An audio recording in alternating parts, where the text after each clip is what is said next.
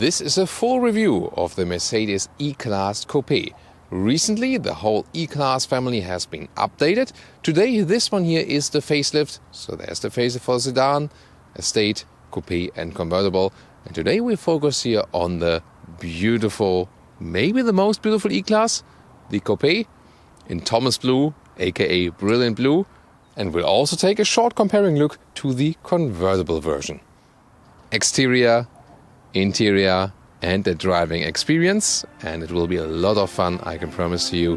Join us now in Full HD, full screen and full length. Let's go.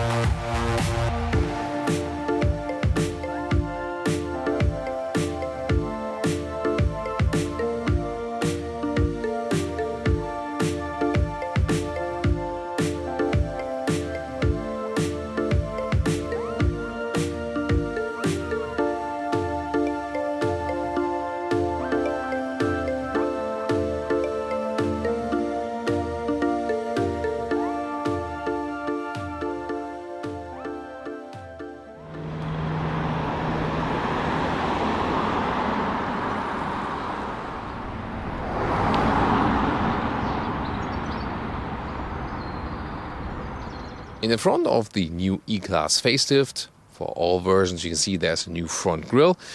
The design change is more crucial with the sedan and the estate for sure, so coupé and convertible don't look that different, but still a little bit more modern in the style. You can see here the base grille already gets the dot structure. In the AMG line then you have the diamond pin grille structure, so it will have, almost the same hardware, but just more shiny dots than in this case. But already a very sporty look here. A nice chrome contrast right there. The headlamps are a little bit slimmer now on the front. New design also. LED is standard. Optional multi-beam LED with high beam function. And there's now just one stripe here, LED daytime running light, but then two dots signalizing this is the E-Class. S-Class will get S-Class will get 3 LED dots. And the C-Class 1, so there will be 1, 2, 3 LED dots to differentiate the models then with dots now. 4.83 meters, 15'8" or 190 inches is the length of the Mercedes E-Class Coupé and also the convertible. So they're both a little bit shorter than the sedan and the estate model. And of course the typical coupé shape is this one here, the falling roofline together with the strong shoulders. And you see, this is a very beautiful car, and I can say that, rather objectively. Of course, it's always a matter of taste, but the reason for that, I want to say that, in an objective style, is there is hardly, playing around with design lines. Look at that. This dropping line here has a round shape, and then it's basically just that one line that goes from the front all the way to the rear, and it gets a little bit stronger here, and that's it. And the most beautiful cars throughout automotive history rather had just one or two simple design lines, and that's also the case for this here. Elegant also with the chrome frames around. You can also get a night package, then it would be in black, so that's a matter of preference. There are new wheel choices available. In this case here is a 19-inch one, also in an aerodynamic style with this additional disc on the inside. It's a very unique styling. I'm not sure yet. It looks somehow striking and cool, then it looks unusual. I'm not finished with this wheel yet as for my thought process, but I would like to hear your thoughts about that. Of course, you couldn't go even, smaller as for the wheels, but you can also go even bigger. So what do you think here about the design? Well, the simplistic shape here also at the rear, beautiful and simple once again. Then coupé and convertible already had horizontally drawn tail lamps. That was so far the unique beauty styling of these. Now they're still updated here with the facelift, and you can see there's a new LED structure inside. It's also better here 2 layers, so this is then the standing light, and there will be then the additional braking light. Pretty cool. But then in the lower part, Autogefuehl fake exhaust police is active once again. This is pure fake exhaust. Even this is, an an extreme form of fake exhaust, because on the inside there's like this meshed structure. Okay, the rear one is underneath. But besides that, still a very beautiful vehicle. And here now we put this convertible next to it, first of all to show a different color, because it's also available for the Coupé. And also this one has the AMG line front, so you see the diamond pin grille, the brighter one. Same A-form style now in this new front grille. And the AMG line is also a little wider here in the lower part, like this, and has these fake air intakes at the side. You can really see the difference very well. Here, look at that, how high this lower part is. And then that's in a normal non-AMG, here a little bit slimmer, and then also this fake air intake here as well is in a different style right there. So AMG line or this one, the standard one, which one would you go for? And the side profile as comparison of the convertible, you can see still, although it has the soft top, it continues with a very beautiful line. Of course, the Coupé is a little bit more dramatic in this case. Here, by the way, also 20-inch wheels mounted, 20-inch AMG wheels, just another comparison. And we can also open the convertible roof, of course, that you can see how the process works like that. It's of course a rather large convertible, so it takes some time. Here we go, and then we have all the light in. You know, I'm a very big convertible fan, so I just love the Coupés from the exterior design, but from the functionality to give you even more, light and air, nothing beats the convertible, does it? Coupé and convertible of the Mercedes E-Class do not get the plug-in hybrid versions and do not get the 63 version as top sporty trim. The 53 would be the sportiest model. In general, 2-liter 4-cylinder and 3-liter 6-cylinder, both for petrol and diesel. And now more mild hybrids, so a little bit more electrification definitely throughout the model range. This one here today, our main engine, is a 3-liter 6-cylinder diesel engine, E400D, 340 horsepower, all-wheel drive, rear-wheel bias. There's also a 350D available, 286 horsepower. Then there are also smaller deals, E220D, 194 horsepower, E300D, 265 horsepower. That one with mild hybrid technology, the only diesel. Then the petrols, also from top to bottom, E53 AMG, 435 horsepower all-wheel drive. Then the 3-liter 6-cylinder petrol engine, E450, that's one of my favorite engines, 367 horsepower all-wheel drive. And the smaller ones, 2-liter 4-cylinder E300, 258 horsepower plus MHEV, and E200, 197 horsepower plus MHEV power.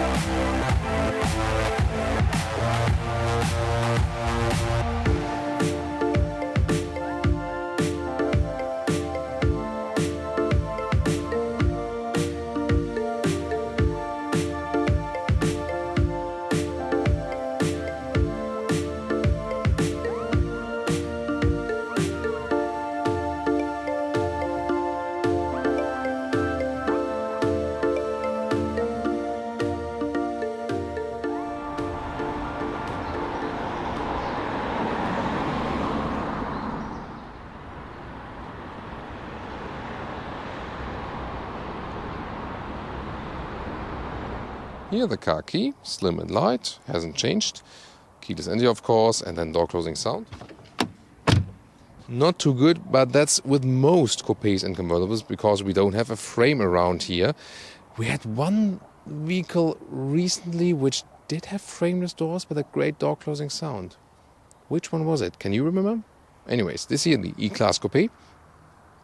Soft touch materials at the inside of the doors. Here as well, leatherette. And then we have a matte wood styling. Beautiful decor element. Burmester sound system, the option. And then, ta-da, the new steering wheel. So, 2 versions. We will soon also show the AMG version. This is a standard version. You can see here with 2 touchpads, so to say, capacitive buttons. See, there's just like one feedback for the whole button area. It's like one area or one button. But then you control each individual field and the car knows what you're actually touching. So the feedback it gives you is actually quite good. But I like the ones that we are a little bit standing out, before they looked a little bit more premium, I think. And on the right side here, the same thing. But soon I'll show you the AMG steering wheel that looks a little bit fancier, definitely. Other than that, soon more to the infotainment and stuff.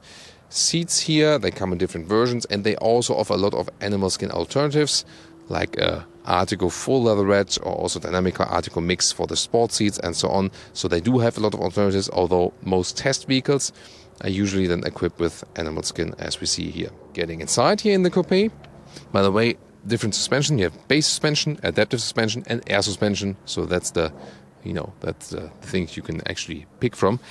This is here very close as for the headroom with 1.86 or 6'1", because this car is equipped with the panoramic roof. You can also open it, and if you want more head clearance in the Coupé, you would leave just, the panoramic roof and just go with the normal roof. But still, I mean, it's quite nice, and when you don't have the convertible, then it's nice to have the panoramic roof. Although I like the car here from the exterior so much, but then again, I would still go with the convertible because you can open the roof. And not only this, I mean, it comes close to having some fresh air, definitely very nice, but not the real convertible deal. Very comfortable seating position. It does feel indeed different than the one in the sedan or in the estate model, so a little bit lower sportier. The A-pillar is of course different, but still you get some kind of typical E-Class comfort. By the way, another interesting thing is that we have a frameless rear mirror. It's also one of the elegant details right here. Interior overview, you can see the horizontal styling of everything, and then very nice curved lines right there. You can already see something even at daylight with the ambient lighting here, the instead of the air vents. So yeah, air vents also all over the place. And once again, the matte wood. And also nice that we have a matte wood in the lower area, not to have so much of the black piano lacquer actually. And again, the new view of the steering wheel also has like this curved line with this interesting gap here in the lower part. Yeah, not sure. I'm not too happy with the styling, also with a lot of black piano lacquer here again. Yeah, in the AMG line it looks a little bit different, a little bit better, I think. So then the screens starts with 10.25 inch on both sides. This just a small screen, the same bezel then around, but a smaller screen, and this optional 12.3 inch left and right. So it comes always digital, but just in two different sizes then. Actually, soon more details to the screens. Under that, I like that we still have a manual climate unit here, warmer and colder, for example. That's the most important thing, and vent strength. Then you also have hotkeys, for example, to access the GPS, either the GPS of your smartphone when you're in the CarPlay mode or when you are in the Mercedes mode, and you then hit the GPS hotkey, then you come to the Mercedes GPS. I think that's a very good solution overall. Then this cover in the front to connect your smartphone, Apple CarPlay or Android Auto. Inductive charging pad would be below that, so more space then. And this pad here hasn't been changed, so there's like this trackpad in the lower part. You can control the main menu, but also with turning here. This is, by the way, also optionally available for the E-Class sedan, because some want it rather classic with the turning knob. Other than that, you get just a trackpad.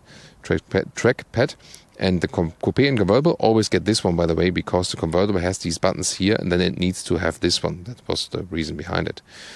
Driving mode selector here. We'll soon talk more about it when driving. And here you can see this is a car with the air suspension, because we can pump it up, y'all. And then this nice split armrest right here. Always a nice function with two more USB-C chargers. Now the digital instruments on the left, you can pick the content you want to see there. For example, you can also put the GPS in the middle, like this, or like this. You can also put it all the way over the screens. This is of course very helpful when navigating. You control it all with your left thumb at the steering wheel, and you can also change the complete style. For example, to understated, this is also possible. It's like a very minimalistic view, for example. So whatever you like. Or then if you're like an AMG model, or even not an AMG model, but want to feel like you're being in one, then for example, you go for the sport gauges. Yay! But they hardly make a difference when you have the map all over the place. That way, it would make a bigger difference. Then the main infotainment unit, like this, I can use the lower turning and pressing knob. I can also use a touchpad. I can use a touch screen. This is new now, so the right one is touchscreen, or I can use my right thumb. So many redundant controls, and you can use the voice input. Soon more to that. Here the Apple CarPlay has also a hotkey in the top part. This Burmester surround system is just really superb. As for the surround sound, wow, so crystal clear and good actually for all kinds of music types. Especially classic music or vocal trance works very well with it. So this is the Apple CarPlay integration, and Android Auto also available, as I said. Going back to the Mercedes menu. Well, that took a while. So here we go. Like this is the main menu, and looking at the GPS, here is the Mercedes-Benz Museum where we are here today. It's a good visualization. You can have this 3D visualization. Then they also have some like stadiums and special buildings in this style. So overall quite fancy, definitely. And what about the MBUX? Hey Mercedes, How can I help? close the sunroof. Please close the sliding sunroof in order to operate the roller sun blind. Ah, okay, I got that. So the first step, like opening the glass roof, I have to do myself. And then the slider is possible. Let's see. Hey Mercedes, How may I help you? close the sunroof. I'm closing the roller sun blind on the sliding sunroof. And nothing happens, although the MUX confirmed the command, I'm closing the sunroof. So like this blind, this is possible by voice command. In the A-Class it will always work very well. So I have to do it manual now. So that should happen. Although the system, when it confirms some commands, it usually does it. Not sure why this is working, not properly right here. But what is always working very well is GPS input, for example. Hey Mercedes, How may I help you? drive me to Munich. Starting route guidance to Munich.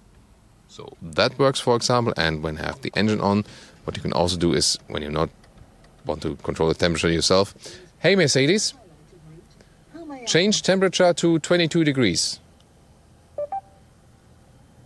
22 degrees on the driver's side. So that works as well, for example. Sometimes it always depends on the online connection as well, depending on what you are actually asking. And the head-up display is always a nice option. It looks even clearer than it appears on camera. And you can also see the red convertible there, the beautiful one in the background. So the current speed, allowed speed, and also some GPS input when you have a route set, for example. What about the rear? I smell comments, Thomas in the rear seat at timecode. Coming soon. Here automatically slides forward just a little bit. Then you can take a first look here at the rear area. That looks quite cozy, not too spacious, but it's also not a small Coupé, so let's see if you can also carry some people with it. So let's get inside. You have to fold yourself in. And I'll leave this seat as I would be driving soon. But first of all, as for the headroom, this, directly works. When I put my spine up, I do hit the ceiling, and then of course is hard. So it will be different in the convertible. But yeah, you feel a little bit caged in here, definitely, but it's also somewhat special and cozy. So it works with tall adults here, two more in the rear. That's actually quite okay. It doesn't work in the C-Class Coupé, so that's actually a difference then. So when I put the seat back here, it slides back automatically in the position it was. And here, legroom-wise, this indeed works, no problem. Other than that, we have a ski hatch here in the middle part. We can fold that one down. And the middle console here is equipped with a climate unit for the rear passengers, and even now, 2 USB-C device that has also been changed with the facelift. Now the trunk of the Coupé. Flip the logo right here to open it. There we go. And of course you have a limited opening, but it's almost the same like with the sedan. Still, it's actually quite long. There's no problem. And also here, normal cabin trolley does fit in here like this, but in a vertical way. Gets close, but still works. And the normal measurements here in the width, it's about a little bit more than a meter here and a little bit less than a meter back down there. And the normal length here is about a meter. It's about 1.15 meters, by the way, in the sedan and in the estate. So a little bit shorter right here. And the height, this is almost 50 centimeters. That's actually comparable to the sedan. Then we release the seats right here. And then we would have to push it either with the luggage, not possible in this case. Then you have to go around like this. And then you can fold the seats. Or just the middle part, the ski hatch actually is also available, as I've shown you earlier. I think I do it with the other side as well, then you have a better clear view, like this. And so you can make your nice luxury convertible also, getting some furniture at IKEA at the weekend or something, right? And here that works up to 1.75 meters. Again, 50 centimeters missing, 2 meters it's in the sedan and in the estate. And here in the convertible interior, but also again available for the coupe, the AMG line steering wheel for the AMG interior. Then you can see this split right here, 2 horizontal elements with a gap in between. Looks sportier than the flat bottom as well, so definitely a cooler style. If it's better or worse to control, I'm not sure if this is really making a big difference, because the capacitive buttons are more or less the same. Again, the styling I think is pretty cool. Yeah, like the other buttons we had before the facelift, but I think you can get along with it very well.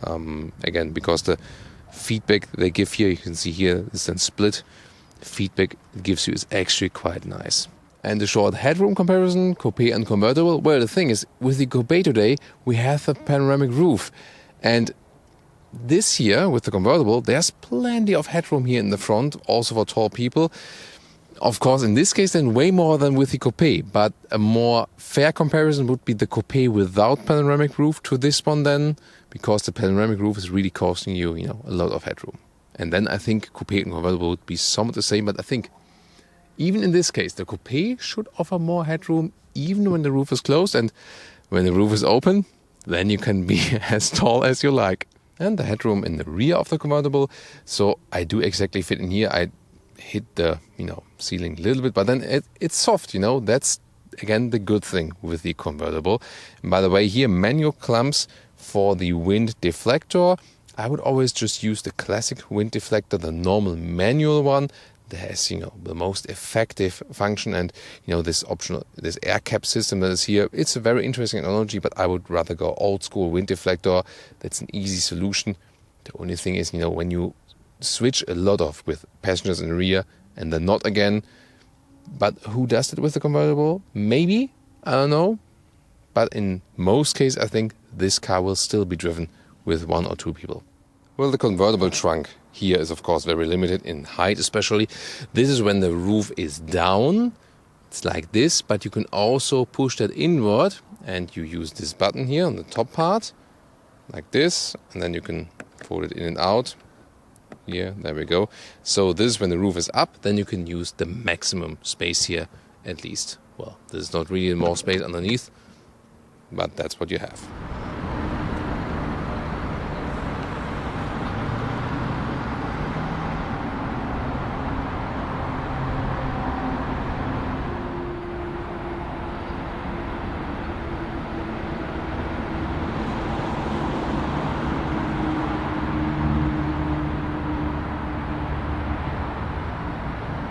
Welcome to Thomas's Driving Lounge with the Mercedes E-Klasse Coupe in this facelifted version. And we're going to fill in with details. What's maybe different, sedan and coupe. How is it if you compare it to competitors? How's the riding in general? Suspension details, definitely talking about that. And of course also, the engine we're driving here, and so on, different driving situations. First of all, we start here with the augmented reality. We have the camera image here, and then it shows me in the sign right there, projected into the camera, where I have to get out of this roundabout. And this is a really helpful feature, especially for roundabouts. I have the map mounted here. I have it also here in the center gauge, and I can really adjust it. At the moment I have it in this round gauge on the right side, but I could also have it in the middle or all the way all over the left screen, so you can also individualize that. However, especially in here with the new touch controls, Sometimes you want to control something in the left screen and then you maybe like slip off with your finger to left and the right, and then suddenly something happens here and you're like, that's not what I wanted to do. And that again proves my point. This then, you know, that wouldn't have happened then when you have the real buttons left. And I think this all works great in theory, you know, but in practical car life, here and there you realize that things are being made a little bit more complicated. Oh, Mercedes E-Klasse here, hardly see that, and it's also not being built anymore. Just after like 1.5 years or so, they skipped it because it was not profitable. The E-Klasse, however, is, and also of course the E-Klasse Coupé, you know, one of the famous full-size coupés, so to say. And we'll start a little bit in city traffic and then we'll head out to the countryside. The car is very well insulated as for the noise insulation, so it's so super silent in here. That's for the whole E-Klasse family, that you hardly hear anything, even at higher speeds and so on. So this is really a great job they've done here, noise insulation wise. I'm also driving the diesel today. That was the only engine available, and at lower speeds you don't even realize it which one you are driving because everything is really so silent. There's no mild hybrid technology available for the 3-liter 6-cylinder diesels. There's then this one new smaller diesel engine available with mild hybrid, so that's what Daimler is adding to their lineup there, but not everything electrified yet. The Coupé of course has a good view here to the B pillar because it has none. Yeah, that was a good comment, right? So therefore blind spot monitor is not that crucial here with the Coupé and the convertible. However, we also do have one built in the side mirrors. It's such a relaxing ride, going straight, long wheelbase, a calm and sovereign ride. This is also how it's differentiating its riding from the C-Class Coupé. C-Class Coupé is a little bit sporty, a little bit more agile, smaller, lighter. The seating position is a little bit different. Tall people will also be just fine already with the C-Class Coupé, but this one here has a little bit more calm and elaborate feeling. We also have, talking about calm and elaborate, the air suspension, optional air suspension here, and suspension-wise is really interesting what they have with the E-Klasse lineup. It also is, you know, different from the body styles. The sedan and coupe and convertible, they start with a standard suspension, which is already an adaptive suspension, but you cannot control it. So it reacts accordingly to what's happening. For example, getting a little bit stiffer when you're high speed in the corner or so, but you cannot adjust it with the driving modes. Then optionally, you can go for adaptive suspension, which then also reacts to your input from the driving modes. And optional, we have it here, is the adaptive air suspension, which reacts to your commands in the driving modes, and of course has these air chambers, and then, you know, evens out everything, has a soft air carpet ride. That's really cool. With the facelift, the base suspension is 50 millimeters lower now for more wind efficiency, and for coupe and convertible you cannot unpick it. For the sedan you can actually go back to the normal riding niveau, to normal riding level, going higher again, but they said actually that coupe and convertible supposed to have like this sport. Here you can see the ambient lighting now. Coupe and convertible supposed to have more sporty image, and therefore stick with the lower suspension here. Very nice with the ambient lighting. And when I put everything warmer, than the vents and also the ambient lighting below that goes red, and when I put it colder again it goes blue. What a beautiful feature, definitely. However, so the base suspension will also be just fine. It offers a very, very decent riding comfort if you want to save some money, because if you add so many features to the vehicle, it will get so super expensive. The test vehicle we have here right now is easily double the entry price of the E-Coupe, and that's of course really, really tough to swallow then. So I would, rather keep it a little bit more simple. Not always all the extras adding more actually to your fun of the car. Sometimes it can be a little bit better to stick it with a little bit more bass feeling, so to say.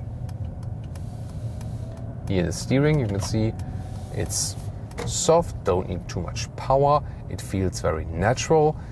Here at Mercedes, they have the philosophy that you steer a little bit more than, for example, with Audi and BMW. That's maybe more comfortable when running straight, for example. I think it's just a matter of philosophy. The view to the rear is very, very limited because it, kind of raises to the rear. So directly behind you can see nothing basically. Just when someone is behind you and, in a certain distance, then you can again see what's going on there. So to the rear, really very limited visibility. But once again, this is a car where you would not miss using like the horsepower, even if you have like a more powerful version. This is already a powerful engine, 340 horsepower, all-wheel drive. The all-wheel drive here, since it's a rear-wheel driven platform, the all-wheel drive also has a rear-wheel bias, so we have more punch than a little bit from the rear. But still, you just enjoy what's going on outside. You hardly hear any noise from the outside, even if there's a construction site and so on. It's just a pleasure to drive this car and to enjoy it. Does it drive very differently from the sedan or from the estate? Yeah, I mean, it feels a little bit lighter. It's also a little bit shorter, but it's not a complete different driving experience. They do feel somewhat similar, but that's of course not a bad thing at all. Here, this diesel is also very low in the RPM, 3-liter 6-cylinder.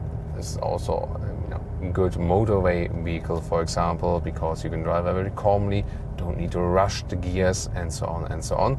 And the air suspension once again evens out everything so well. In the normal driving mode, here light steering, suspension very soft. You can also, for example, switch to the sport mode. Gears are turned up higher then, and then get a little bit more feedback from the suspension. The steering wheel also gives me more feedback, so you can really adjust it then how you want to have that. Even has a Sports Plus mode to tune these different elements of the vehicle even a little bit more. The 3-liter 6-cylinder diesel used to consume a little bit less fuel nowadays with all the new filters. They are really important to have them, but we had it already in the GLE, where we had this very same engine, the 3-liter 6-cylinder diesel. The consumption really went up for this engine recently, and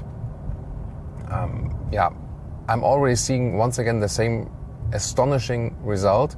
So whereas the petrol engines with the mild hybrid functions drop down in the fuel consumption, the diesels go more and more up with more filtering and clearing systems and so on. So there's more like pressure against the exhaust system. That's one of the reasons for it. And we're once again more at 10 liters on 1 kilometer. Although I'm really I went a little bit uphill, yes, but I'm just barely cruising. And also with the GLE, with the big diesel, we could hardly reach like 9 liters on 1 kilometer, 26 mpg US, 31 mpg UK. That was hardly possible. And we reached these figures with the 3-liter 6-cylinder petrol engine. Yeah. The BMW diesel, however, the 3-liter 6-cylinder BMW diesel is really very good in the fuel economy. So somehow with this bigger diesel, they seem to have managed it a little bit better. However, I'm gonna retest it, of course, now when there's when all the filters are in place. Then we have to do another retest of this bigger BMW diesel for sure. Now we get to a more curvy region and we put it in the sports mode.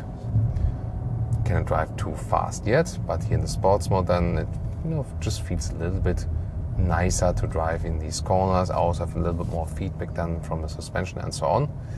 With the facelift, the general driving feeling hasn't changed that much. The steering input is of course different, and how you actually approach the steering wheel, how you hold it is actually nice, maybe a little bit nicer than before. It's more than about what's happening here on the inside and to control it.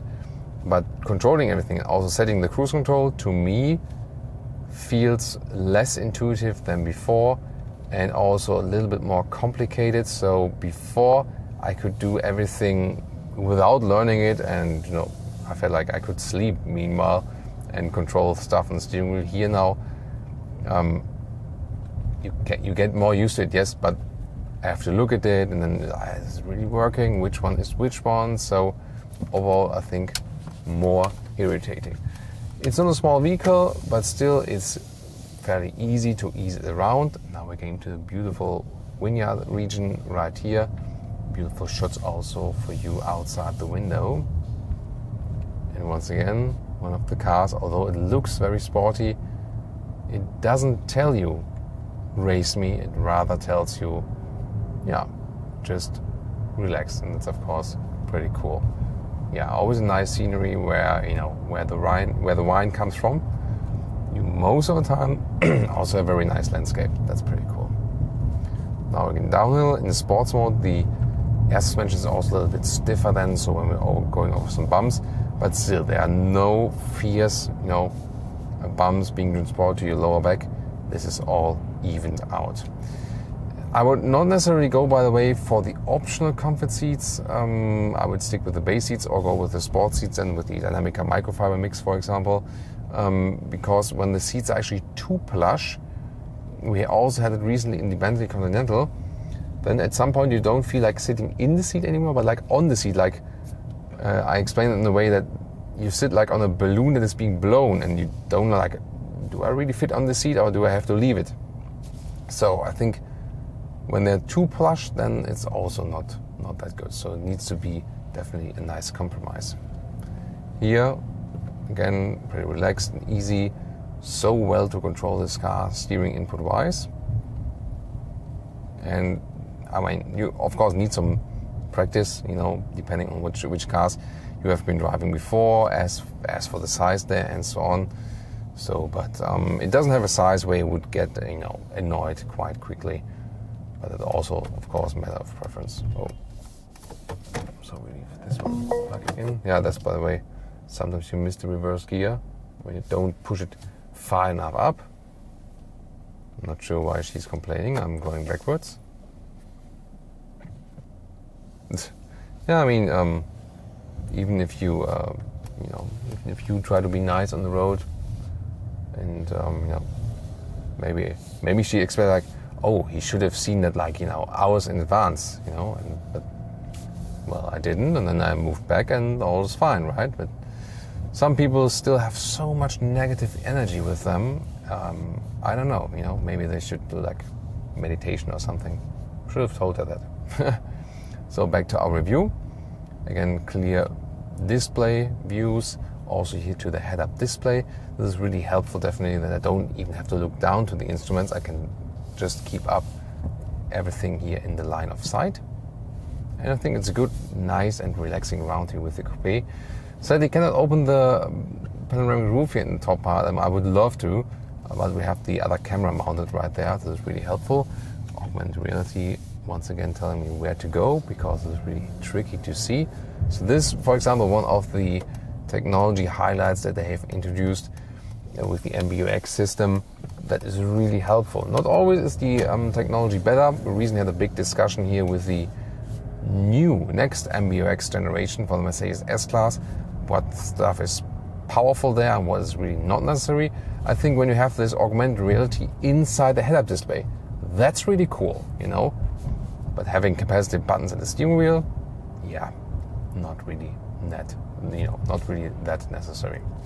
This diesel here, by the way, is also very powerful, and I hope I'll still get a chance to show that to you. But it's also cool that you can just run it at a very, very calm and steady speed, for example. So, what do you think here about the new Mercedes E-Class as the Coupé? Coupé and convertible, by the way, they drive almost identical. Of course, it's a very different feeling when you open the top, but, you know, almost the same cars. The convertible, because it doesn't have like the stiff connection at the roof, needs some more stiffening around the vehicle. That makes it also a little bit heavier, but it's not that you would feel then a massive difference in driving that. This is also a good test, by the way, when there's a construction site and you running over the pavement and so on. And this is yet again so comfortable in this car. Let's put to the comfort mode here once again. Don't want to run over these construction site workers. Just slowly, slowly, slowly. But the gentleman in brilliant blue just enjoys his yeah, that's, for example, again something. I have no idea why some people can just, you know, like stop like a meter in advance. Oh, this is a big hole. So live in Autogefuehl. And this now again, like this, you know, attention, bam, wow.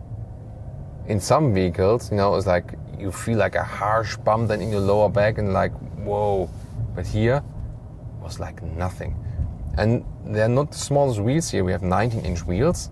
So there are bigger ones, but there are also smaller ones. But overall, I think this is still a good compromise. So the riding comfort, 19-inch wheels, and with the air suspension, really cool. But as I told you earlier, if you want to save some money, just stick with the base suspension. Then it will be even a little bit more important not to go for the biggest wheels, that you can dampen a little bit with the, you know, with the outs, just with the wheels themselves. This will be very important then as for that.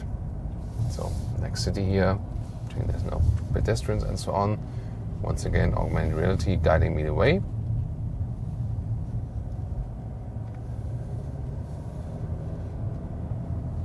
And as we close it out, just with one acceleration of that diesel here.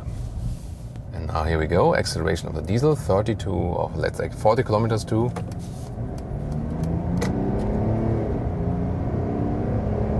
100. So that's it, reducing the speed once again. And this was quite powerful, but still it was very calm as for the noise as well. So you see you have a lot of torque in this diesel, blind spot monitor here as well. When I'm hitting the turning indicators at the same time, we also get this acoustic warning, not only the visual one, and also the assistance systems here now on this little bit faster road, 80 kilometers an hour. Here we go, and I set the speed here and the new touch controls, because the speed camera is always there. So, and then lane keeping assist, capacitive steering wheel now, so that means the car realizes I have my hands on the steering wheel just by touching it. I don't need to give a steering command, and the car is also keeping me here inside the lane. You can see here, of course not meant to be that you, oh yes, yeah, give it to me baby. Kids. So you can see here, and again, car is being kept in the lane. So that's well done. As for the assistance system, and also the cruise control, adaptive cruise control is keeping distance to that truck then in front of me. So the assistance system have been upgraded here, also creating an emergency corridor, for example, when you're being in traffic jam. So in this way, the car would move and adjust a little bit to the right in traffic jam, and on the other lane would adjust a little bit more to the left. And that's, I think, also a nice new addition. Here once again, blind spot monitor warning me when I have the turning indicator set at the same time. And once again, cruise control set here. And how the car is being kept actively into the lane is a very smooth process. Just the run of road protection. So when you're getting to the, you know, to the side of the road, unintentionally, this is done by brake intervention. You just have to know that, because this then is, you know, a little bit, yeah, surprising. Test it here, I think. There's not enough space to really test that here, so rather won't do it right here. I think I did it in the E-Klasse sedan video, where we saw then that there was brake intervention then on, you know, on this side, and to get you back in the lane. So when you have the active lane keeping assist active, then it's definitely a smoother process. Also, once again, we're driving a little bit faster now. It's like nothing. It's like rolling speed with a normal vehicle, because it always stays silent in here. And even if you drive way faster, it will still be super silent. It's one of the best motorway vehicles, no matter if you go for the sedan or for the coupe or whatever. All E-Class, definitely, that, you know, that is one of the core elements of this vehicle. So as for driving, maybe then it's a little bit stiffer with the base suspension, you know. Other than that, the facelift changes more about the MBUX system you finally have done here. There's definitely a very good addition. Steering wheel, of course, different. Talked about that, you know, quite a lot of times now. Still, you know, one of the most comfortable and most silent cars here in this segment.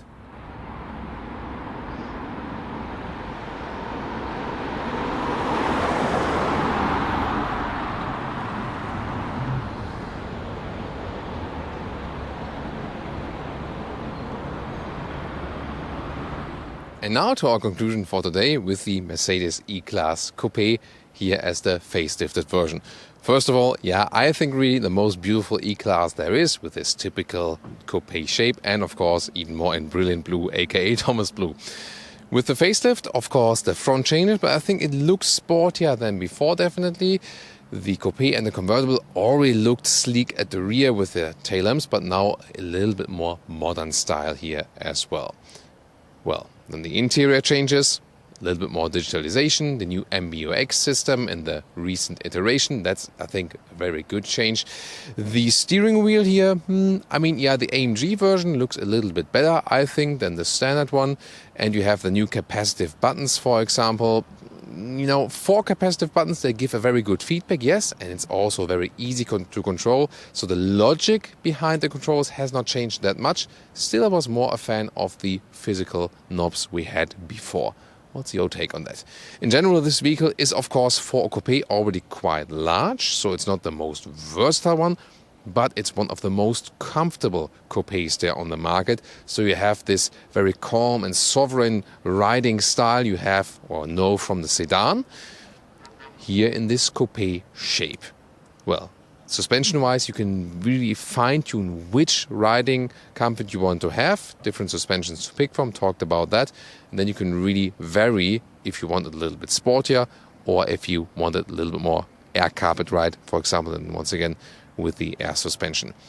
So, and then also electrification for the engines. Not then, of course, here for the 6-cylinder diesel. That's one of the exceptions for that. And of course, at a later stage, we can also drive different engine versions for you. You know, the most powerful engine here is the 53. No plans to put a 63 in a coupe or convertible. You can also tune in 2 more reviews we have of the Mercedes E-Class. We'll be linked in the video description and in the pinned comment. I hope you enjoyed this one here today. Stay with us. Please subscribe if you haven't done so far. And see you next time.